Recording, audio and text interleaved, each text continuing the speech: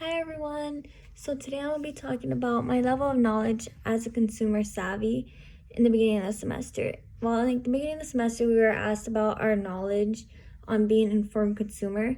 So when I answered the question, I answered with no prior knowledge on the business aspects of being a consumer. I only had prior knowledge from one course I had taken previously, which was about like interest rates and credit cards and knowing the in and outs of saving money.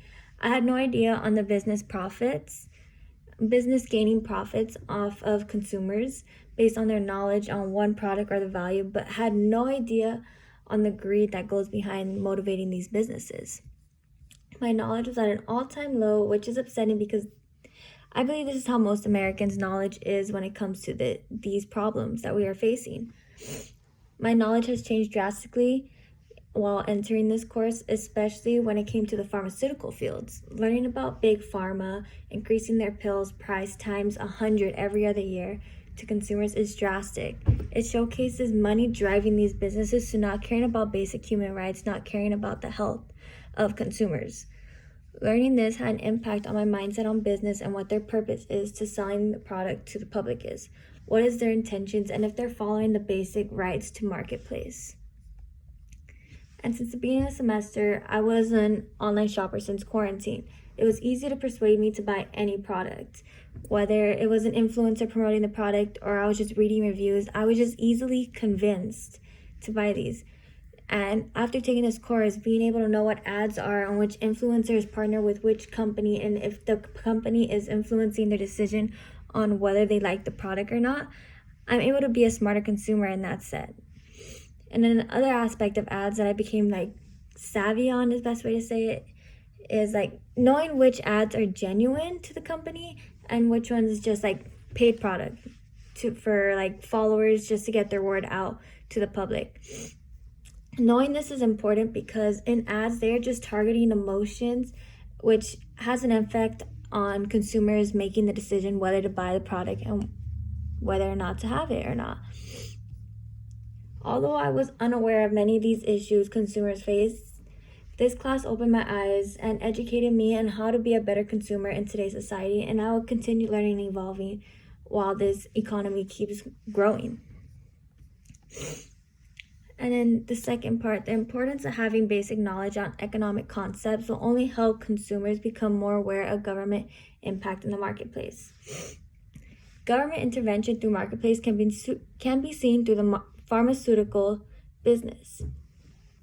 Pills that first started off at being $1 is now being sold today at $300, and it is not based on the value of the product increasing or the good becoming more pricey. No, it's the fact that the government is not helping out in the favor of the consumer.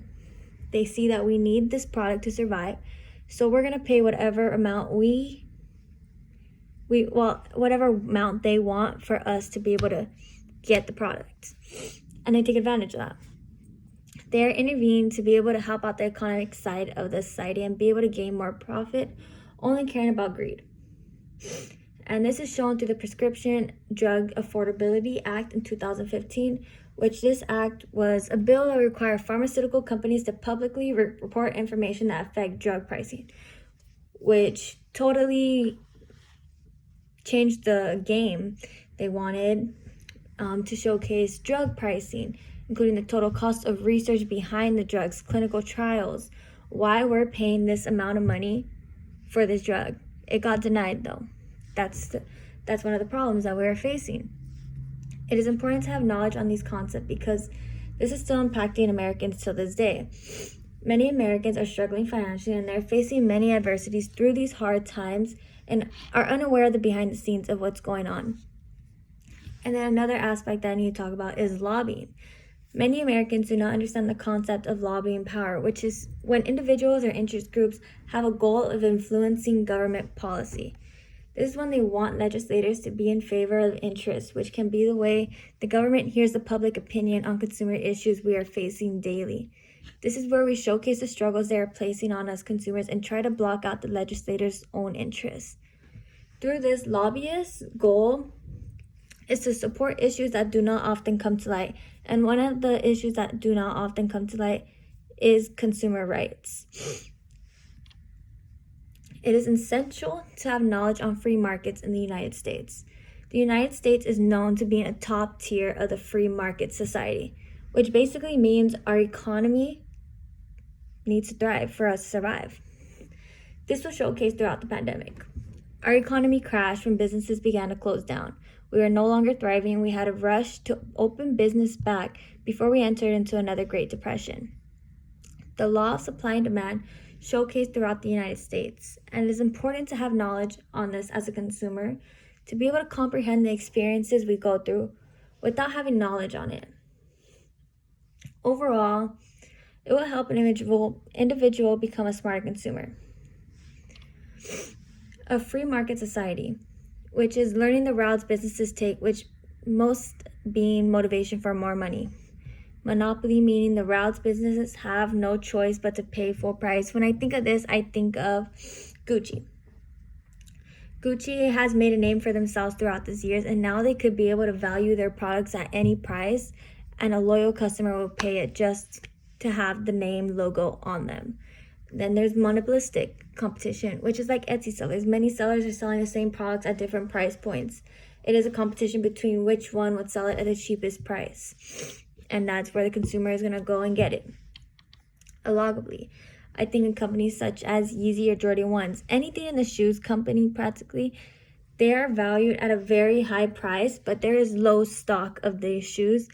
So it causes the consumer to demand more for the product.